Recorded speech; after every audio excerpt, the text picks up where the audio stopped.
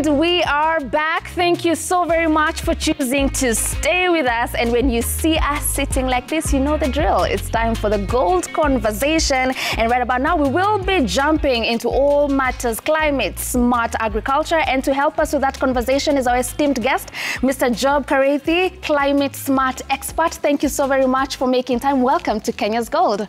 Thank you, Ms. Gaynor. Thank you very much. This is a good show. Yes. And to the audience, welcome to the show. All right. We're so excited to have you. And, you know, now more than ever, we are talking about going green. We are talking about climate smart agriculture. When we talk about that, you being an expert, what exactly are we saying?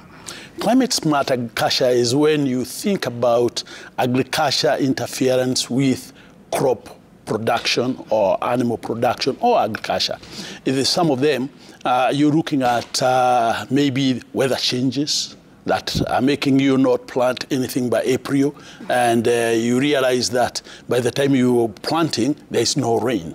You're talking about getting involved in dealing with less rain than what you thought, or more rain than what you thought, and many more things that now add up, challenging your adaptation, how to adapt to the climate as far as food production is concerned.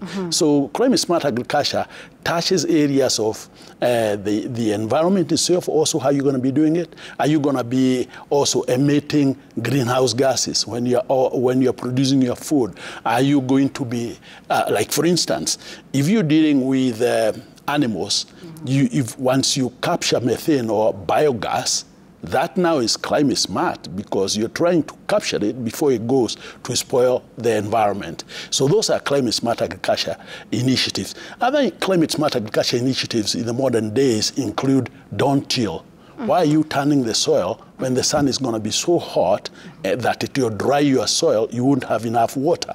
And other things also include fertility of your soil. How fertile is your soil? Have you been using chemicals? How are the chemicals dealing with your soil, with the natural fiber of your soil? All those things are part of climate smart agriculture. All right. Now, thank you for that explanation. Now, over time, we are pushing for increase in our food production because there has been a steady decline. Now, besides the inconsistent weather pattern, what else is a critical issue that is leading to the steady decline? There has been a lack of understanding about inputs in the soil and what they do on a long-term basis to the soil. For instance, we've used chemical fertilizers for a very, very long time. Chemical fertilizers, first of all, add acids to the soil. They also emit greenhouse gases to the soil. Nitrous oxide is one of them. And when nitrous oxide is the one that goes up, then gets in the cloud, rains as acid rain. So when you hear that the farm is very acidic or the soil is very acidic, all these things are coming from the inputs that come in. So it's important to completely stop additives in the soil that are negative to food production, because those kind of things lower the productivity. Once you use a lot of chemical fertilizers, you kill the bacteria in the soil, like the nitrogen-fixing bacteria. You kill the fungi in the soil, like the mycorrhizal fungi, whose work is to create the humus in the soil. So generally, you are diminishing the ability of your soil to produce. All right. Now that from your explanation, we're understanding chemical fertilizer is playing a big role in degrading our soil. Are we advocating that organic farming is the way to go? Absolutely, Ms. Gaynor. Organic fertilizer, especially, let me talk about Kenya. Kenya is lucky because we can create our own organic fertilizers from right here. One of the ways to create fertilizers is to get the soft matter at the bottom of the freshwater lakes, that organic matter. That's the fish that died in there, the crabs, even buffalo that eventually drowned in there. All of them stay at the bottom. They decant at the bottom, rot through, a millennia of time. So we usually dredge lakes. That's, you suck the soft bottom at the bottom of the lake, and you create fertilizers, organic fertilizers. That layer of material is called sapropel. So you can use it to create very good fertilizers. Some of the places where they use this is in Eastern Europe. You find even Ukraine is a food basket. Why? They don't use chemicals. chemical fertilizers. Russia don't use chemical fertilizers. Kazakhstan, they don't use chemical fertilizers. Areas where they have used chemical fertilizers for a long time, like the US soils, you find that those soils are depleted of nutrition and they are very acidic. So generally, unless you keep on adding more fertilizer and spoiling the soil, you have a problem. You need to go organic, and when you go organic, soils rejuvenate themselves just naturally. Now, speaking of organic farming, there's still some challenges, because you find sometimes with organic farming, the produce has a lower shelf life because there we're not using preservatives and stuff like that. So what are we doing? Is there a way we're improving technology to make sure we can preserve them longer, even for export?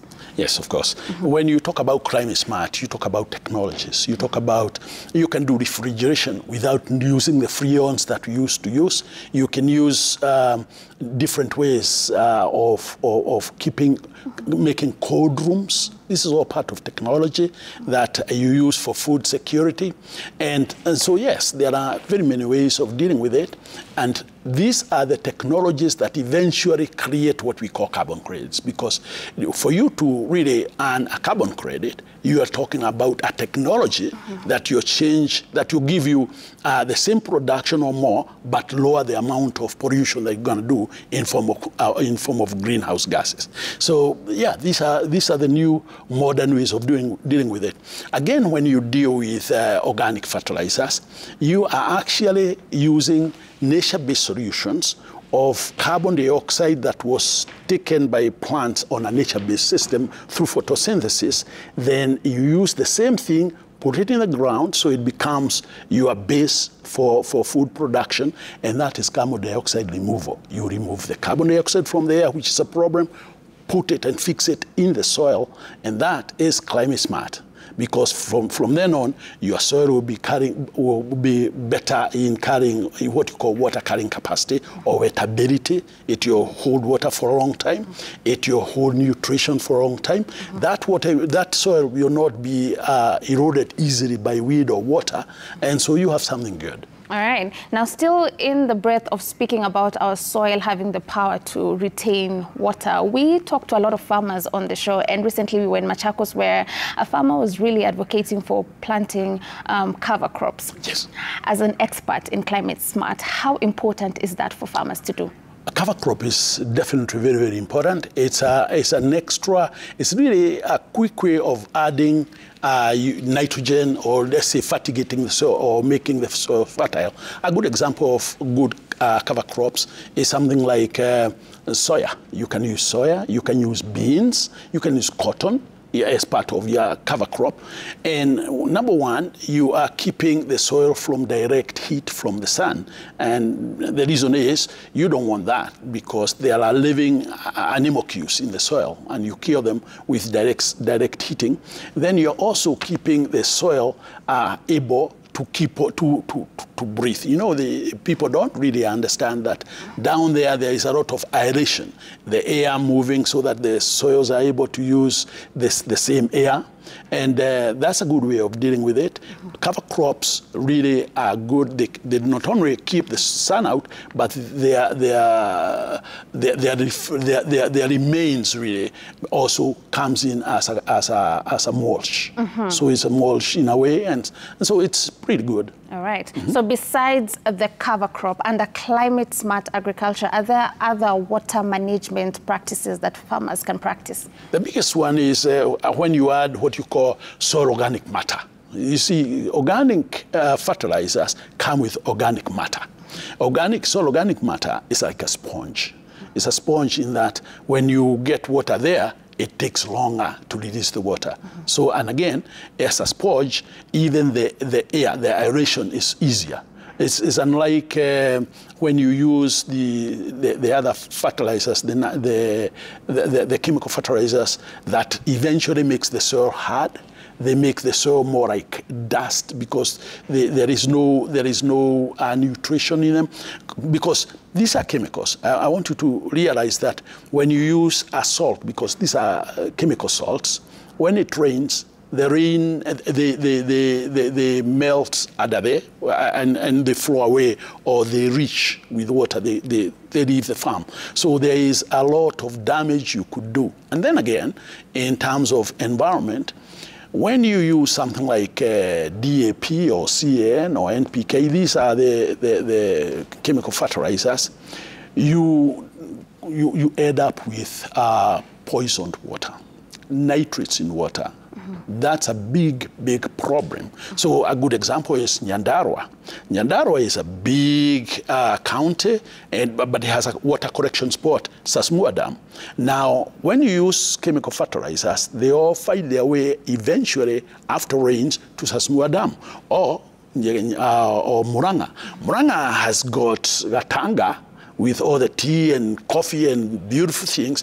But when you use those chemical fertilizers there, and the Kaine is where you're going to have the water down there, all these chemicals are later on taken and put into the Kaine. Then the Kaine water is sent to Nairobi for us to drink. That's a big problem. So we have to think holistically when we think about choice of fertilizers, choice of what you put in the soils, because eventually it finds its way to the waters. All right. Now we have understood what we are talking about when it comes to climate smart agriculture, which is under sustainability, but also there's a word that keeps coming up, regenerative agriculture, which we would like to know what we are saying when we use that word, but you'll tell us more when we come back from this short break. We're taking a short break, but of course when you come back we do have a lot more, including an opportunity to find out what is happening in the space of agriculture, who is doing what. You get to find out about that after the break. See you shortly.